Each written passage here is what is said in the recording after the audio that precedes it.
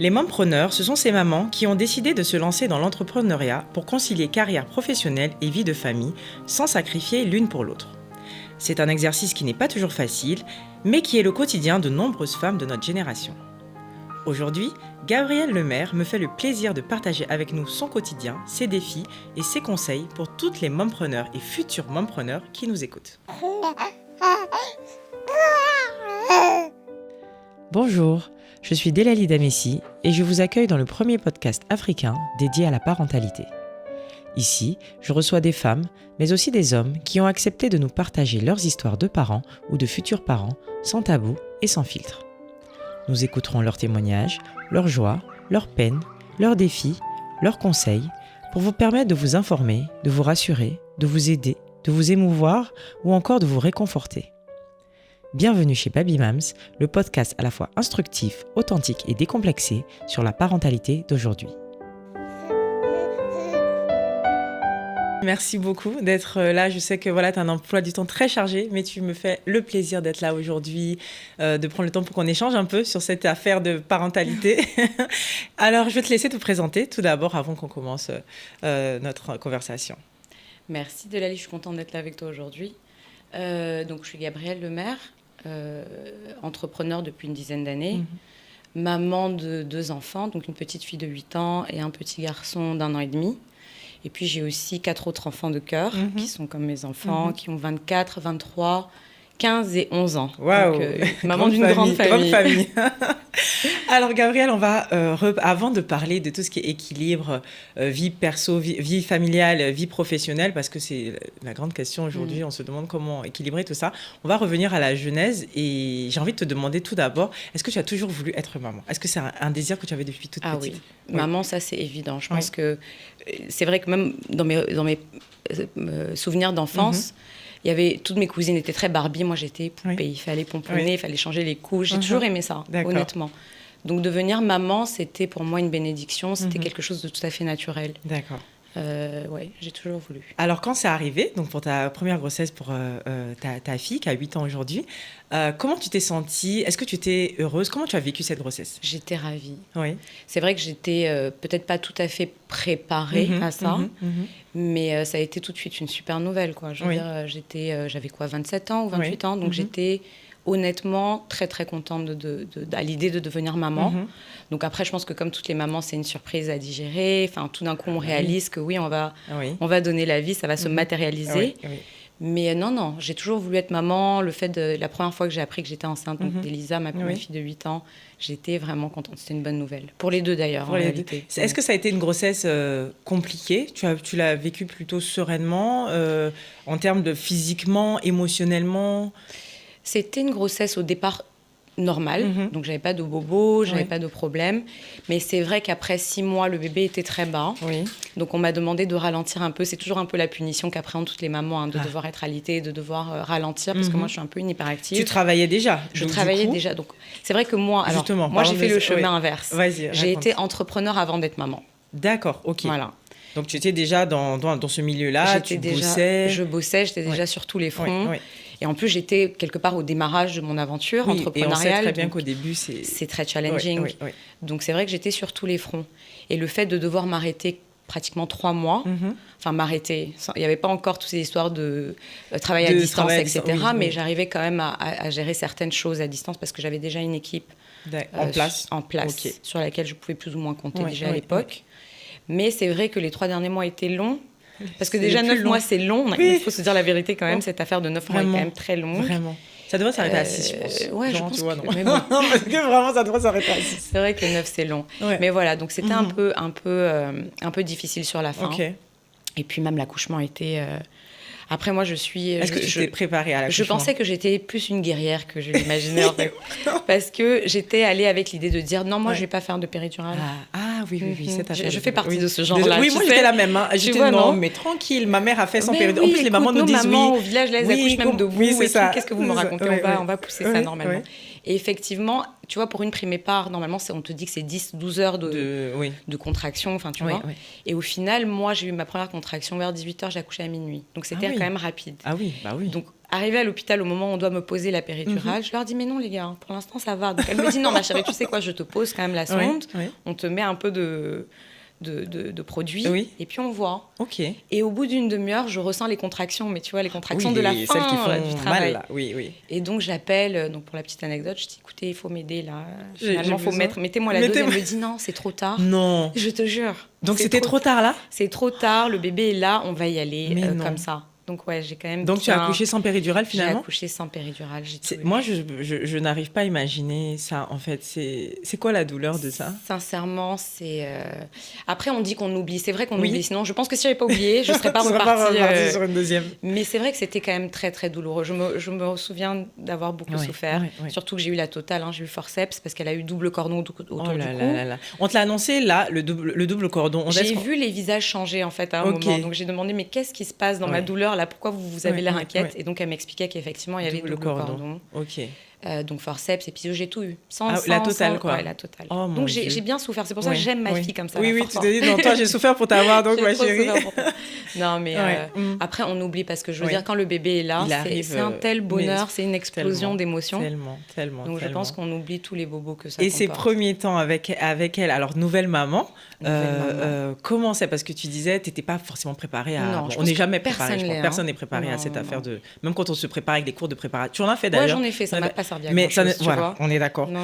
Après je veux pas gâter le business des gens qui font ça. Oui, c'est vrai que c'est important de faire les cours de préparation à l'accouchement, mais il se passe tellement aussi de choses que des fois tu ne prévois pas. Que, je pense que mais il faut faire. Mais c'est vrai que il y a une grande part d'imprévu dans cette. Il y a une grande part d'imprévu et on n'est jamais totalement préparé comme tu l'as dit. Alors là, elle arrive. Je pense que c'est indescriptible. Le premier, surtout quand tu deviens vraiment maman pour la première fois, c'est un chamboulement émotionnel énorme. Je crois que, donc je te disais, j'ai dû accoucher vers minuit, j'ai pas dormi de la nuit, j'ai passé mon temps à la regarder. J'ai voulu allaiter aussi, donc je l'encourageais parce qu'elle était quand même petite. Je l'ai eu à 3 kilos tout juste. Donc il fallait qu'elle mange. Donc j'ai passé ma nuit à ça. Et c'était fatigant, mais je pense qu'on oublie sur le moment. Je pense qu'on fatigue. Tu vois, on a un regain de force qui fait qu'on est, on est prête à tout quoi, pour passer ces moments.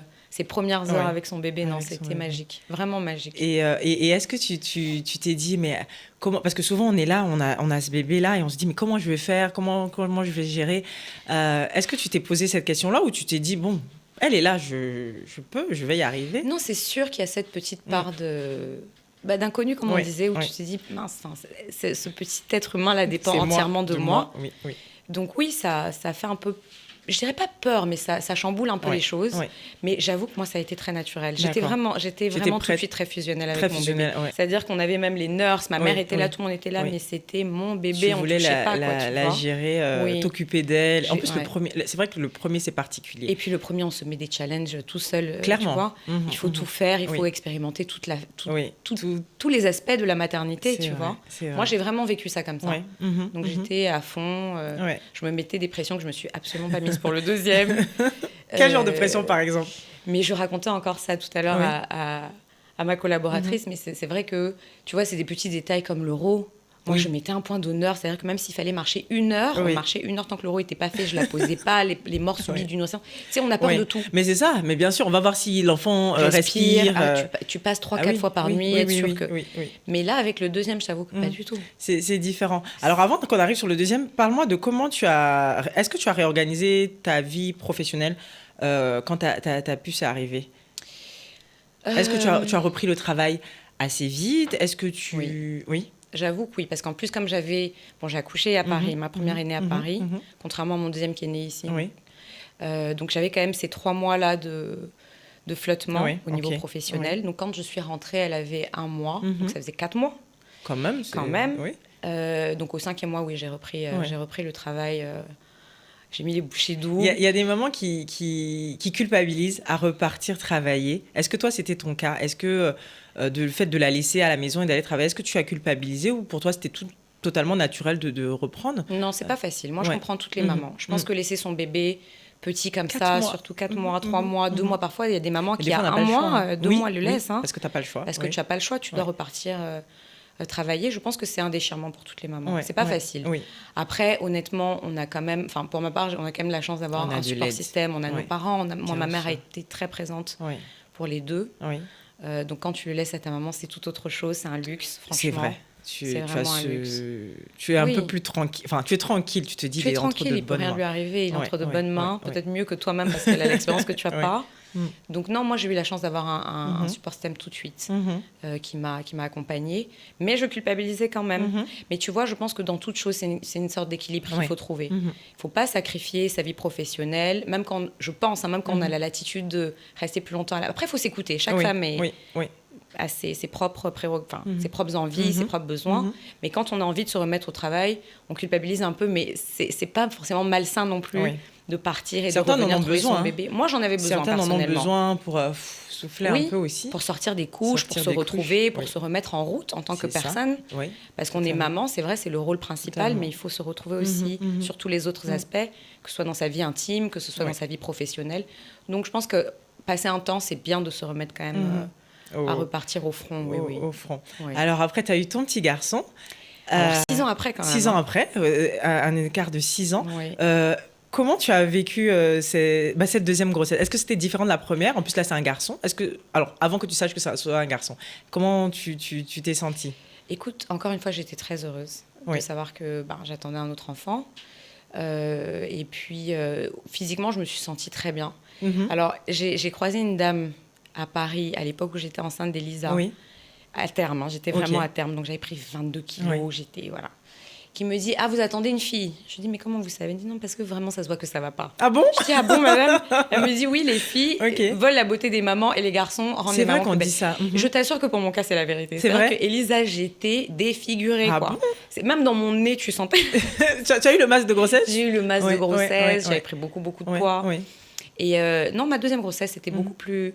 Facile, plus tranquille. Je me sentais même plus en forme, très franchement, alors que 6 ans après, quand même. Oui, parce que souvent, quand on attend autant d'années, déjà, se redire qu'on va retomber enceinte 9 mois encore, on a pris de l'âge. Est-ce que c'est différent ?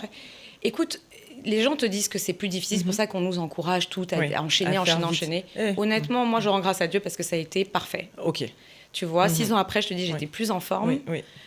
J'ai continué à faire du sport longtemps, je nageais, j'étais active, j'allais en mission jusqu'à 7 mois et demi, j'étais dans les avions. D'ailleurs, Emirates voulait me bloquer à Dubaï une fois, mais bon, tu vois, j'étais vraiment à l'aise, active. Les 3 dernières semaines, j'ai dû ralentir parce qu'encore une fois, mes bébés sont pressés, apparemment. Ils descendent assez vite. Mais non, ça s'est bien passé.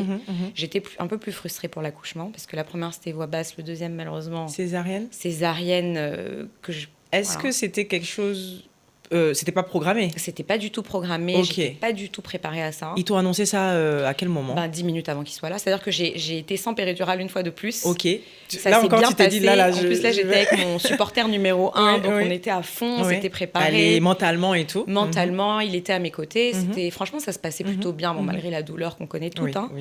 Mais j'étais presque à avoir le bébé dans les bras et on me dit non, écoutez, on veut pas prendre de risques. Le bébé a un peu de tachycardie, ce qui me semble pourtant normal donc à la fin. Mais bon, tu sais, son rythme cardiaque a augmenté un peu sur la fin. Donc, ils n'ont pas voulu prendre de risques et j'ai dû subir une césarienne. Est-ce que tu t'es déçue ? Parce que tu sais, il y a des femmes qui disent c'est comme si j'accouche pas. Enfin, c'est comme si tu n'accouches pas naturellement. Mais bon, je veux dire, c'est un accouchement. Je ne comprends pas mes amis qui me disent je veux une césarienne de confort. Je comprends pas le confort dans cette histoire. C'est vrai qu'il y a beaucoup de ça. Je comprends pas. Moi, je l'ai très mal vécu parce que déjà, c'est quand même une intervention chirurgicale. Donc, on t'ouvre. Bien sûr. Tu n'as pas toutes les mêmes sensations. Pour avoir eu les deux, je peux vraiment comparer. Tu vois, malgré les douleurs. Moi, je trouve ça plus, plus naturel, quelque part, de sentir l'enfant passer. Le bébé sortir. Voilà. Parce que là, du coup, on te met... C'est ça, on te met... Moi, j'ai pas fait de césarienne, mais... Écoute, déjà, j'étais en larmes parce que je quittais mon conjoint. Tu vois, ça cassait toute la dynamique. J'étais là, dans cette salle froide. On te met un linge devant toi. Bon, ils étaient tous très sympathiques, je dois le dire, quand même. Ils étaient vraiment tous super. Ils m'ont même mis de la musique, etc. Mais c'est frustrant parce que tu entends les docteurs sortir ton bébé, donc parce toi, que tu es inactive. Tu n'as pas les sensations, mais tu n'as pas les sensations du tout. Tu sens qu'ils te font quelque chose, mais tu sens quand même qu'il se passe quelque chose, qu'on t'ouvre.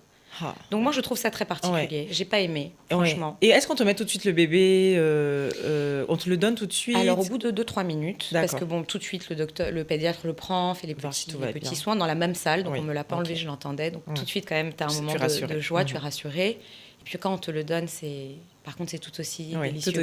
Oui, quand on le pose. C'est indescriptible, franchement. Je pense qu'il faut le vivre. Il faut le vivre. Ça, franchement, à chaque fois, c'est ça. On dit non, mais il faut le vivre pour le croire. Tu sais, celles qui n'ont pas encore d'enfants, souvent, non, mais il faut le vivre pour le croire. Oui, mais on peut pas vous expliquer, en fait. On peut pas expliquer. Mais tu vois, cette petite minute-là est tellement délicieuse que je pense que moi, rien qu'à cause de ça, j'ai envie d'en refaire d'autres. C'est trop bon. Bon, moi, je te dirais que je ne sais pas encore. Moi non plus, je sais pas encore. Moi, c'est la partie de la grossesse. Franchement, les 9 mois là, comme tu dis, moi, je sais pas. Franchement, et puis avec l'âge, je sais pas. Et puis on récupère pas autant. Tu sais, moi, c'est même pas les 9 mois. Moi, c'est ne pas dormir après. Ah, les nuits. On est d'accord sur les nuits. Est-ce que tes enfants ont dormi? Moi, je sais que Malia, par exemple, elle a été. J'ai eu Mathéo en premier. Apparemment, les garçons, je sais pas, ils dorment pas. Donc Mathéo, lui, jusqu'à 2 ans et demi, il n'a pas fait ses nuits. Donc moi, c'est ça qui m'a tuée. Non, moi, Malia, par contre, elle a fait ses nuits tout de suite. C'est vrai. Vraiment. Non, moi, ils dorment plutôt tôt. Ouais. Mais tu vois, le fait est que même s'ils, soi-disant, dorment, il y a toujours un ou deux petits réveils dans la nuit. Tu vois, donc... Et puis moi, j'ai allaité quand même les deux. La première 6 mois, le deuxième presque 5 mois. Quand même, oui. Donc c'est quand même toute une... exclusif en plus, donc Non, pas exclusif. Le deuxième, j'ai mixé dès le départ. Oui, pareil pour Malia. Mais tu vois, donc c'est quand même... Mais il est à côté de toi, quoi. Tu es obligé... Tu es obligé de te lever. Oui, tu vois, et même là, à 1 an et demi, il y a des nuits où il décide que non, il te veut, donc tu dors pas. Tu peux avoir toutes les réunions... Que tu veux le lendemain. Que tu veux le lendemain, il faut gérer ça. Donc moi, c'est surtout le manque de sommeil, tu vois. Et repartir de zéro comme ça, c'est vrai que ça peut faire peur, mais... Franchement, j'encourage.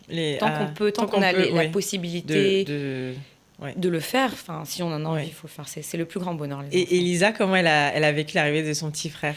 Mais tu vois, justement, le fait qu'il y ait cet écart-là, 6 ans. Ça a été merveilleux pour nous tous. Parce que finalement, elle a eu ses 6 ans à elle, toute seule. Elle ne peut pas aujourd'hui me dire qu'elle est... Vraiment. Il n'y a pas de jalousie possible, tu vois. Et puis, elle m'accompagne finalement. C'est une petite maman. Elle l'adore, il s'adore, c'est trop mignon. Et donc... Le fait qu'elle ne soit plus si petite, elle est plutôt une aide qu'autre chose, tu vois, pour nous. Donc c'est très sympa. Parce que tu vois, ça aussi, c'est un tabou. Je trouve qu'on nous met vachement la pression. Il faut enchaîner. Pas forcément. Honnêtement, moi, je suis la preuve que même quand il y a un certain écart, je pense même que c'est mieux. Est très sympa. Je pense même que c'est mieux. Moi, je le vis très bien, en tout cas. Je pense parce que moi j'ai des amis qui ont des enfants très rapprochés, des fois de 1 an, juste 1 an. T'as pas le temps de finir. T'as pas fini avec le 1 an, un enfant d'1 an et tu es déjà enceinte. Enfin, tu vois, c'est pas facile et même faire accepter l'autre. Il y a souvent des petites. Mais oui, parce qu'ils demandent de l'attention jusqu'à 2-3 ans, c'est quand même encore. Même 6 ans, moi Malia encore. Bon, tu vois, maintenant il commence à faire la grande. À faire la grande, mais c'est. Ah non, pour nous Malia c'est une grande. C'est une grande. Non, Malia, oui, on peut même pas penser qu'elle a 6 ans, cette petite là. Non, elle a l'air très mature, c'est vrai. Oui, elle est. C'est vrai. Alors du coup, là, tu as 2 enfants. Tes 2 enfants biologiques, j'ai envie de dire. Au niveau du boulot, parce que là, on va arriver sur ta carrière. Tu as mis une pause aussi là ou tu as enchaîné? Non, j'ai pas mis de pause puisque en plus j'ai accouché ici. Oui. Donc j'ai pu mener mes activités jusqu'à mon terme. Et puis au bout de 1 mois et demi, 2 mois, j'ai commencé tout doucement après à mon rythme. Le fait d'être entrepreneur aussi, c'est ça, c'est qu'on a la latitude de pouvoir s'organiser de sorte à suivre son rythme à soi. Et puis j'ai une équipe forte, ça c'est quelque chose que j'encourage, sur lequel j'encourage tout entrepreneur à mettre l'accent, c'est s'entourer de bonnes personnes.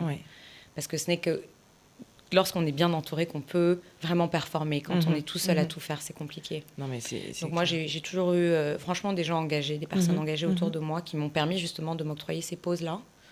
Pour pouvoir être là pour pouvoir jongler entre ma vie de maman, mon foyer et mon... jusqu'à présent, même 1 an et demi après, même comme tu disais, 8 ans après... On est toujours des mamans engagées.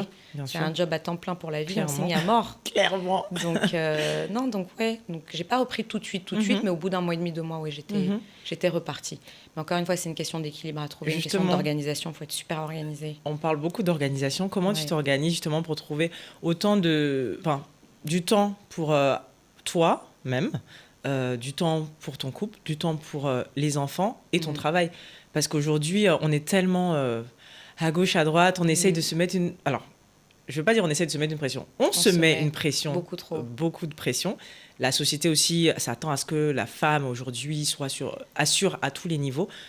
Toi, comment tu le vis et quels conseils tu pourrais donner à ce niveau-là? Mais justement, je trouve que les femmes, on a tu vois...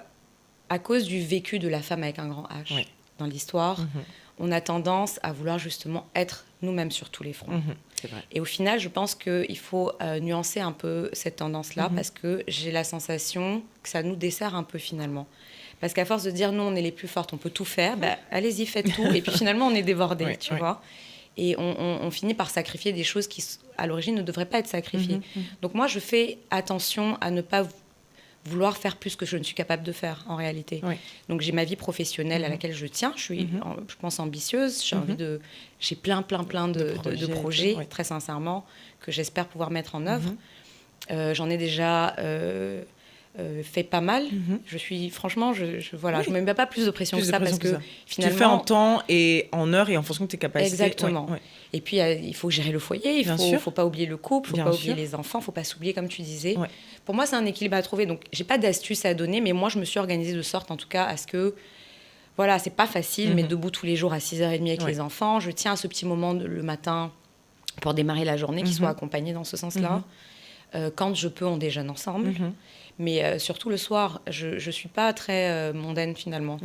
Moi, si il n'y a pas d'intérêt, je ne suis pas très networking et tout ça. Donc finalement, quand j'ai terminé ce que j'ai à faire professionnellement, mon plus grand bonheur, c'est de rentrer chez moi, d'être avec mes petits, veiller à ce que les devoirs soient faits. Je suis méticuleusement tout ce qui se passe à l'école parce qu'ils sont à des âges où ils reçoivent tellement d'informations de toutes sortes. Que si on ne veille pas au quotidien à bien canaliser tout ça, je pense que ça nous échappe un peu trop rapidement. Surtout à l'ère des réseaux sociaux. Et tout. Pour moi, je suis anti-tablette, etc. C'est vraiment bien cadré. Mais tu vois, je pense que même quand on dit à un enfant qui vit dans un environnement où tout est digitalisé, non, toi, tu n'auras peut-être pas le droit à ça ou ça. Il faut expliquer pourquoi. Tu vois, donc je suis vraiment dans cette pédagogie-là, beaucoup de communication. Tout est discuté, tout est expliqué. Bon, après, ça reste des enfants, on ne leur donne pas non plus la parole sur tout. Mais je suis plutôt de ce genre-là, à plutôt communiquer, à les accompagner. Donc voilà, je jongle entre les deux. Je suis toute la journée présente sur mes activités, mais à partir d'une certaine heure. Et d'ailleurs, quand je rentre chez moi, c'est très compliqué de m'avoir au téléphone parce que jusqu'au coucher des enfants, c'est ma priorité, voilà. Je pense qu'il faut, c'est important que tu le dises, il faut s'imposer aussi des fois des choses, parce que souvent on se laisse déborder, on se dit ah non, tiens, je vais prendre un dernier appel, tiens, je vais prendre un autre truc, et le temps il passe et Et en fait, on apprend. Moi, je trouve qu'on n'est plus maître de notre temps. C'est le téléphone ou qui décide. Tu vois, qui décide de quand on doit prendre. Non, moi, j'estime qu'à un moment, je te rappellerai donc à 21h quand j'aurai terminé tout ce que j'ai à faire. Tu vois, j'essaie de vraiment garder la maîtrise sur ça. Je pense que c'est important. Sinon, on se laisse déborder. Il y a toujours des urgences. Il y a toujours des urgences. Mais tu sais que quand, par exemple, tu éteins ton téléphone, moi, maintenant, j'ai découvert le mode ne pas déranger. Je vais tester ça, c'est vrai. Avant, je mettais mode avion et je coupais. Mais en fait, je me suis dit, ma mère m'a dit, non, mais quand même, s'il y a une urgence grave. Donc, je mets ne pas déranger. Et mes favoris, donc ma mère, mon frère, ou je sais que le téléphone des enfants, je sais que ça, au moins, si ça sonne, c'est qu'il y a vraiment la nuit, tu vois. Je mets ça la nuit. Mais je pense qu'il faut s'imposer ce genre de choses. Sinon, on n'arrête jamais. Exactement. On n'arrête jamais. Totalement. Non, mais il faut le faire. Et aujourd'hui, tu dirais que tu arrives à trouver cet équilibre-là. Il y a une autre question, excuse-moi, je vais reprendre. Par rapport à ta vie médiatique, moi, je te connais depuis très longtemps, l'enfance. Aujourd'hui, tu as une vie médiatique. Comment tu arrives à gérer ça, notamment par rapport aux enfants? Parce que c'est vrai que nous, on est public, mais il y a public et public. Comment toi tu gères ça? Je sais que tu es très discrète par rapport à ça, et c'est pour ça aussi que je te remercie encore une fois de parler en tout cas de ta vie de maman ici aujourd'hui. Mais comment tu gères ça au quotidien? Est-ce que ta fille qui est plus grande sait dans quoi tu es? Comment tu gères ça au quotidien? Écoute, oui, comme tu disais, moi je mets un point d'honneur à les protéger parce qu'eux n'ont rien demandé, ils n'ont rien à voir avec cette vie médiatique-là. Donc je fais attention, enfin mon conjoint et moi, c'est une décision commune. De vraiment mettre les enfants à l'écart de tout ça. Quand ils seront en âge de comprendre, d'eux-mêmes se mettre en avant, ils le feront. Mais en attendant, non, vraiment, on les protège un maximum. Parce que tu sais, quand on expose des enfants comme ça, n'importe qui peut se lever et puis discuter. Et puis parfois, les gens ne sont pas bienveillants. Donc voilà, c'est une volonté de les protéger dans ce sens. Après, oui, Elisa, ayant 8 ans, et même tous les autres, les 4 autres dont je te parlais, sont évidemment, eux, ils ont grandi là-dedans. Ils sont conscients et je pense qu'eux-mêmes se protègent de tout ça. parce que finalement, moi, je suis médiatique parce que leur papa est médiatique. Oui, c'est ça. Donc même moi, je fais attention à ce que je partage, que je partage pas. Vraiment, on tient à garder une vie privée, absolument privée. Normal, oui. Et aujourd'hui, non, j'ai accepté de venir parce que c'est vrai que je ne parle jamais de ma vie de maman. Donc les gens me perçoivent peut-être juste comme l'entrepreneur ou tu vois, la compagne d'eux. Mais c'est vrai que derrière tout ça, derrière toutes ces images, ces jolies images qu'on voit, il y a toute une vie, effectivement, de maman, d'engagement, d'abnégation. Justement, parce qu'on pense souvent que c'est facile. On nous voit comme ça, on te voit belle à gauche, à droite. Oui, toi donc. Merci, ma chérie. Mais tu vois, on nous voit, mais il y a beaucoup de challenges derrière. Il y a beaucoup de situations de vie que les gens ne savent pas forcément. Et je pense que la parentalité apporte aussi une certaine force, une certaine résilience. Ah oui. Toi, dans ton cas, est-ce que la Gabrielle d'avant et la Gabrielle de maintenant, après ses enfants, est-ce qu'elle est différente ? Qu'est-ce que ça t'a apporté, cette parentalité ? Absolument différente. Et tu vois, moi, j'ai fait l'exercice dans l'autre sens de ce que tu appelles mompreneur. Mompreneur, oui. C'est-à-dire que moi, mon premier bébé, c'est mon entreprise. J'ai été entrepreneur avant d'être maman. Donc, finalement, quand j'ai eu ma première fille, donc mes enfants, pour moi, ça donne des ailes parce que tu as envie de performer davantage. C'est vrai. Puisque finalement, ce n'est plus de toi dont il s'agit. Il s'agit de tes enfants derrière. Et puis, tu es le rôle modèle, surtout quand tu as une petite fille aussi.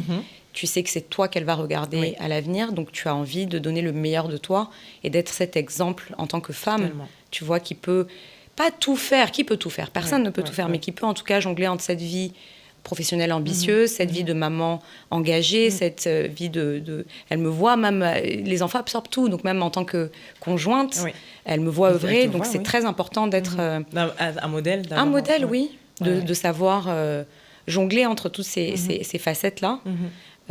Avec subtilité. C'est pas évident, parce que évident, tu vois, pour la petite anecdote, la semaine dernière, j'avais plus de personnel, l'une était malade, l'autre était en deuil au village. Il faut tout gérer, il faut rentrer, il faut faire à manger, il faut s'assurer que la maison soit bien nettoyée, que les enfants soient allés à l'école, soient revenus, aient pris leur goûter.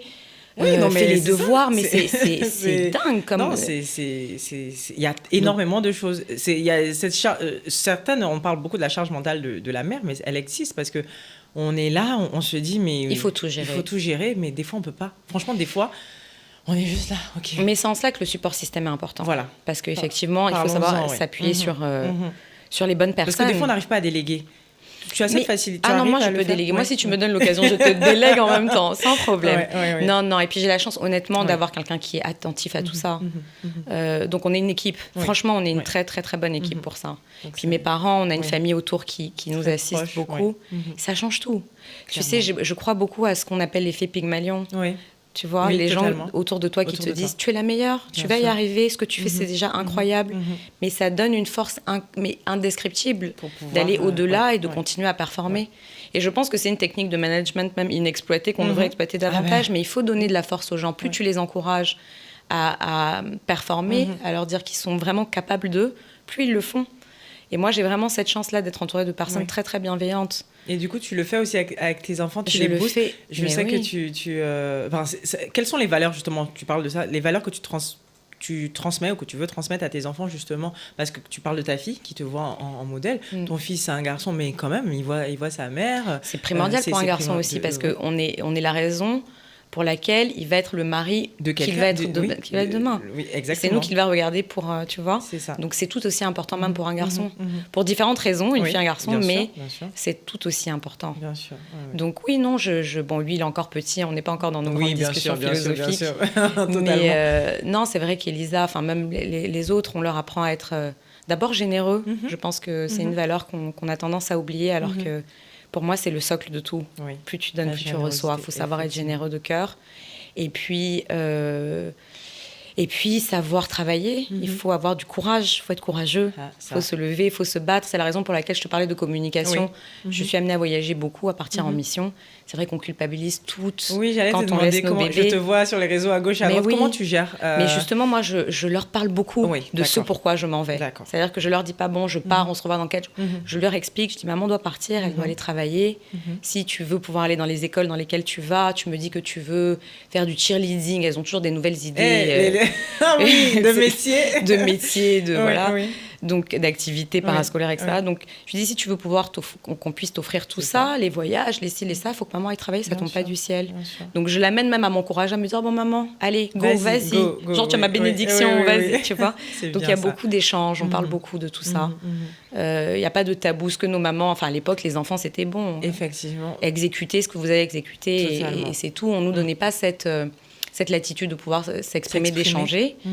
Bon, je suis très à l'ancienne, je suis très conservatrice sur beaucoup de choses, mais c'est vrai que sur l'estime de soi, la confiance en soi et la communication, je mets un point d'honneur à éduquer ma fille dans ce sens. Surtout dans la génération dans laquelle on vit, où tu sais, l'exposition au réseau, sur les réseaux sociaux, comme tu dis, il y a des enfants, tu disais tout à l'heure, toi, les tablettes et tout, mais il y a des quand ils vont à l'école et qu'ils ont leurs autres copains ou copines qui ont accès, etc., tu contrôles pas forcément. Leur expliquer, bah non, chez nous, c'est comme ça. Enfin, exactement. Il faut arriver à être... C'est compliqué, je pense, d'élever des enfants dans la génération, dans le monde dans lequel on vit. Je sais pas toi, mais je trouve que c'est vraiment c'est compliqué, quoi. C'est pas facile parce que la plupart des messages qu'ils reçoivent à l'extérieur peuvent être en contradiction avec ce que nous on leur inculque.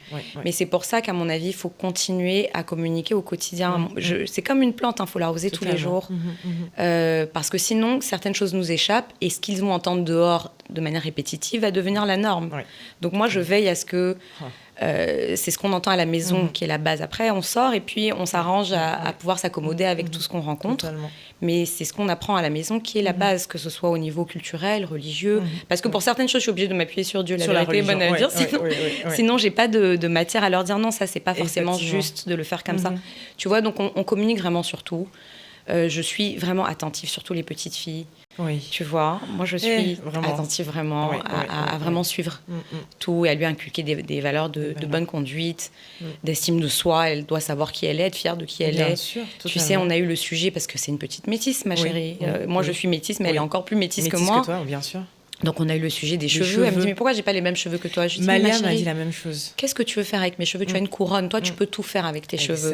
Tu vois, je l'amène à s'accepter exactement comme elle est, être fière de ça, parce que à l'extérieur elles sont challengées, tu sais. Mais totalement. Et puis moi, elles sont nos enfants sont aujourd'hui dans des écoles où il y a différentes cultures, différents types de personnes. Et c'est vrai que Malia, des fois, elle a des copines qui ont les cheveux lisses et elle comprend pas. Mais même moi, déjà à la maison, elle dit mais pourquoi j'ai pas les cheveux comme toi, ou pourquoi j'ai pas les cheveux comme Capucine ou quoi.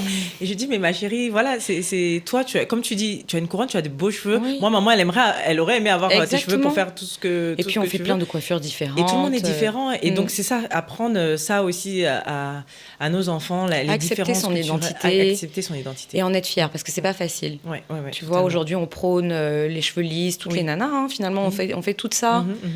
Bon, il faut bien sûr qu'à terme elle trouvera son style, etc. Mais il faut être sûr, il faut avoir confiance en soi. L'estime de soi, c'est totalement important. Alors, on va arriver à la fin de notre échange, Gabrielle. Je sais qu'il y a beaucoup de mamans qui se posent la question de savoir est-ce que je vais arriver à gérer que ce soit mon côté, ma carrière professionnelle, ma vie de maman. Il y en a même qui veulent arrêter même de travailler pour pouvoir s'occuper des enfants. Mais moi, j'ai envie de leur dire, et je pense qu'on est d'accord sur ce sujet, que c'est possible. En fait, c'est compliqué, mais c'est possible, n'est-ce pas ? C'est absolument possible. Il faut pas. Je pense que dès lors qu'on arrête de rêver et de penser à ses ambitions personnelles, quelque chose s'éteint en nous. Donc il faut absolument pas tout sacrifier parce qu'on devient maman. Devenir maman ne veut pas dire que tout le reste s'arrête. Au contraire, je pense que le fait de devenir maman doit nous donner une impulsion pour performer davantage. Totalement. Après, il faut, à mon avis, absolument pas se mettre trop de pression parce qu'on a tendance aussi à se donner des objectifs tellement compliqués à atteindre. Si vous avez envie d'entreprendre, en général, entreprenez, mais allez à votre rythme. Il n'y a rien qui presse. C'est vrai qu'on a des échéances financières. Tout le monde, il faut s'en sortir financièrement, etc. Mais prenez le temps de bien vous organiser, sans oublier de rêver. Il ne faut pas renoncer à ça. S'il faut mettre une pause, le temps de se réorganiser, pourquoi pas. Mais je pense qu'il ne faut absolument pas renoncer définitivement à entreprendre ou à accomplir ses rêves professionnels parce qu'on devient maman. Au contraire, faites-en une force. Oui, parce qu'en plus, nos enfants nous regardent et justement, comme tu l'as dit, les valeurs qu'on leur inculque de travail, d'abnégation, de résilience et tout. Ça passe aussi par là. Et puis, ils sont résilients. Oui. Ils nous pardonneront toujours de nous absenter. Mais bien sûr. Si c'est pour les bonnes raisons, si c'est pour se battre, pour amener ce qu'il faut à la maison. Honnêtement, les enfants sont résilients. Ils pardonnent toujours. Et comme tu as dit avec la communication, je pense que ça fait beaucoup. Alors, est-ce que tu dirais que la Gabrielle avant d'être maman et la Gabrielle d'aujourd'hui est différente? Est-ce que la parentalité t'a apporté des choses différentes? Qu'est-ce que tu dirais? Je dirais que de fait, oui. Je pense qu'avec ou sans enfants, j'aurais été différente aujourd'hui. Parce que le temps fait qu'on prend en maturité. Moi, j'ai des amis qui n'ont pas encore d'enfants. Et je trouve ça même terrible parce que la société fait qu'elles en souffrent alors que chacune son timing. Bien sûr. Mais on mature quoi qu'il arrive avec le temps. Donc j'aurais été de toute façon très différente aujourd'hui d'il y a 8 ans. Mais c'est vrai que le fait de devenir maman, il y a comme une sorte d'auto-révélation. C'est-à-dire qu'on se dit, tiens, émotionnellement, je me sens différente. Je suis plus centrée sur ma personne, je suis centrée sur ces deux personnes pour qui je donnerais tout en réalité. Donc pour moi, c'est une réelle force en plus. Ça vient avec beaucoup de, comme tu dis, beaucoup de nuits blanches, beaucoup de voilà, on se met en retrait, on s'oublie. Tu vois, j'entends des femmes me dire, je sortais pour m'acheter quelque chose, finalement j'ai acheté que pour mes enfants. Donc c'est vrai qu'on passe au second plan, il faut être prête à ça aussi. On passe au second plan, mais je pense que c'est la plus belle aventure. En tout cas, moi, pour ma part, c'est mon rôle principal. Si j'avais la latitude d'en faire encore 3, j'en ferais encore 3. Mais en réalité, si je pouvais encore un, même c'est beaucoup. La parentalité, ça change la vie. Totalement. Je pense que on devient de nouvelles personnes, on renaît à chaque fois qu'on a un enfant. J'aime beaucoup ce mot, renaissance, c'est vrai. Et comme c'est des choses, c'est différent à chaque fois, donc on renaît différemment. C'est une nouvelle aventure à chaque fois. C'est une nouvelle aventure à chaque fois, effectivement. Et ben, j'avais juste une question. Oui, pardon. Qu'est-ce qui t'aide au quotidien pour être la meilleure version de toi? Enfin, pas la meilleure version la meilleure version de toi-même en tant que maman. Qu'est-ce qui t'aide au quotidien? Est-ce que c'est le sport? Est-ce que tu as des choses qui t'aident au quotidien pour t'aider dans ton rôle de maman, de mompreneur? Ce qui m'aide au quotidien... C'est vrai que le sport, mais c'est vrai que ne croyez pas tout ce que vous voyez sur les réseaux sociaux. Ça doit faire 1 mois et demi que j'ai pas fait une vraie séance. Chère, moi-même, je sais pas, ça va faire 3 mois. Non, je suis pas très assidue. Je l'ai été pendant un moment, surtout après mon postpartum, j'ai été assidue pendant un moment. Mais c'est vrai que le sport, c'est un très bel exutoire, je trouve. Après, j'ai la chance aussi de travailler avec mon conjoint. Donc en réalité, j'avoue que quand on part comme ça sur l'émission, c'est un peu nos moments aussi pour nous retrouver. Donc, c'est des moments où je pense qu'il faut quand même prendre un peu de respiration. Bien sûr. C'est important. C'est toujours un déchirement quand on laisse un enfant, même 24 heures. Mais il faut savoir aussi souffler un peu pour mieux revenir. La vérité est bonne à dire. De temps en temps, il faut savoir prendre soin de soi. Et puis, revenir plus fort avec plus de choses à donner. Charité bien ordonnée commence par soi-même, n'est-ce pas? Exactement. C'est une très belle conclusion, Gabrielle. Voilà. Le mot de la fin, c'est un mot. Si tu avais un mot pour tes enfants, qu'est-ce que tu leur dirais? Un message, si tu devais être adressé à eux, qu'est-ce que tu leur dirais? Qu'est-ce que je leur dirais? À chacun, alors? Oui, à chacun. Alors, Elisa, je crois que c'est mon être humain préféré. C'est-à-dire que si c'était pas ma fille, mais ce serait ma meilleure amie. Elle est exceptionnelle. Vraiment, j'ai beaucoup de chance parce que c'est un vrai petit ange qui elle-même est un exemple pour moi parce que tu sais, on a eu des bobos, un accident très grave, etc. Et c'est une enfant très résiliente, très, très forte. Elisa est ma force, très franchement. Et je lui ai dit, ce sera toujours toi et moi, avec les autres, avec Raphaël, avec son papa, avec ses... Voilà. C'est d'abord elle et moi. Donc Elisa, c'est merci. Merci pour tout. Et Raphaël, tu vas me faire pleurer. Et Raphaël, je dirais... On va couper ça, non? On va pas couper ça, non. Raphaël, c'est l'amour de ma vie. C'est mon amoureux. Voilà, c'est mon petit garçon. Je le trouve parfait. Il est trop beau, il est trop chou. Mais les enfants, c'est le plus grand bonheur. C'est pour ça que là, tu vois, tu me... Tout de suite. À chaque fois, je pose la question. C'est vrai. Dis-moi qu'elles ont toutes eu la larme à l'œil. Elles ont toutes eu la larme à l'œil, n'est-ce pas? Oui, elles ont toutes eu la larme à l'œil. Non, les enfants, c'est ceux pour qui on vit finalement. Quand ils sont là, ça devient le centre. Exactement. Voilà, Lali, tu m'as eu. Merci beaucoup, Gabrielle. J'ai plus d'autres questions, c'était la fin. La dernière. Merci beaucoup. Merci d'avoir partagé autant avec moi, avec nous. Je sais que ça va servir à d'autres mamans, d'autres futures mamans. Je l'espère. Je te remercie du fond du cœur. Avec grand plaisir. Et je te souhaite que le meilleur pour la suite et ta famille. Et toi aussi. Merci beaucoup, Gabrielle.